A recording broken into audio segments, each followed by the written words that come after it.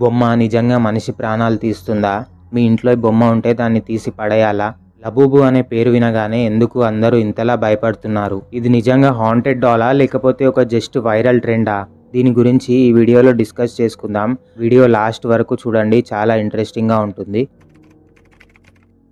Instagram, యూట్యూబ్లో చాలామంది ఈ డాల్ కొని దీంతో వీడియోస్ చేస్తున్నారు. కొన్ని వీడియోస్లో లబూబు రాత్రిపూట దానికంతటా అదే కదులుతుందని చెప్తున్నారు. మరికొందరైతే ఈ బొమ్మ నైట్ టైంలో కళ్ళు మూసి తెరుస్తుంది అని చెప్తున్నారు. ఒక అమ్మాయి అయితే రాత్రి పడుకొని ఉంది.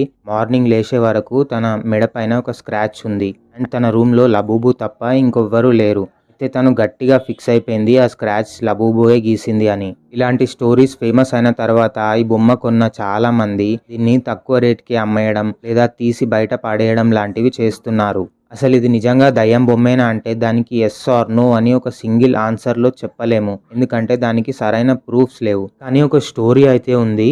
ఏన్షియంట్ మైథాలజీ అంటే ఏన్షియంట్ మెసపోటోమియన్ మైథాలజీ ప్రకారం పజుజు అనే ఒక క్యారెక్టర్ ఉంటుంది. ఇది ఒక డెవిల్ క్యారెక్టర్. ఈ లబూబు బొమ్మకి ఈ పజుజు అనే క్యారెక్టర్ హెల్ప్ చేస్తుంది అని చాలా స్టోరీస్ వచ్చాయి. అండ్ 1973లో వచ్చిన ద ఎక్సార్సిస్ట్ అనే మూవీలో ఒక డెమోనిక్ క్యారెక్టర్ ఉంటుంది.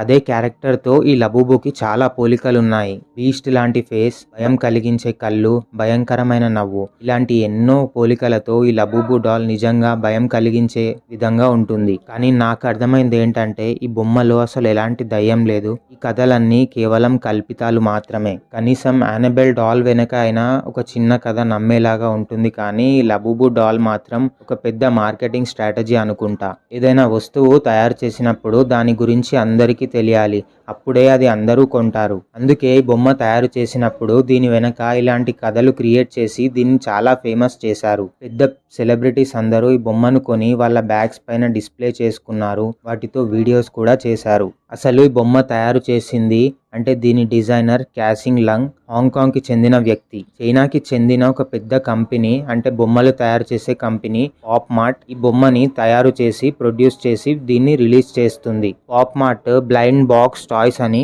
ఈ బొమ్మలను ఈ బాక్స్ లో పెట్టి అమ్ముతుంది. అయితే ఈ బాక్స్ లో ఏ కలర్ బొమ్మ వచ్చింది అని బాక్స్ ఓపెన్ చేసే వరకు తెలియదు. కొన్న తర్వాత ఓపెన్ చేసి చూస్తే అది ఒక సర్ప్రైజ్ లాగా ఉంటుంది. ఈ బాక్స్ చిన్న పిల్లలకి చైనాలో అస్సలు అమ్మరు. బాక్స్ కొన్న వాళ్ళు లబూబు ఏ కలర్ లో ఉంటుందో ఓపెన్ చేసే వరకు తెలియదు. ఈ డాల్ రిలీజ్ అయిన తర్వాత కొందరు చైనీస్ ఇన్ఫ్లుయెన్సర్స్ దీన్ని కొని దీన్ని చాలా ఫేమస్ చేశారు. మొత్తానికైతే దీన్ని ఒక హాంటెడ్ డాల్ లాగా మార్చేశారు. తర్వాత ఈ బొమ్మ ఇండియా, ఫిలిప్పీన్స్, అమెరికా అండ్ ఇండోనేషియాలో చాలా ఫేమస్ అయింది అండ్ చాలా సేల్స్ కూడా అయ్యాయి. దీని కాస్ట్ కూడా చాలా ఎక్కువ ఉంటుంది.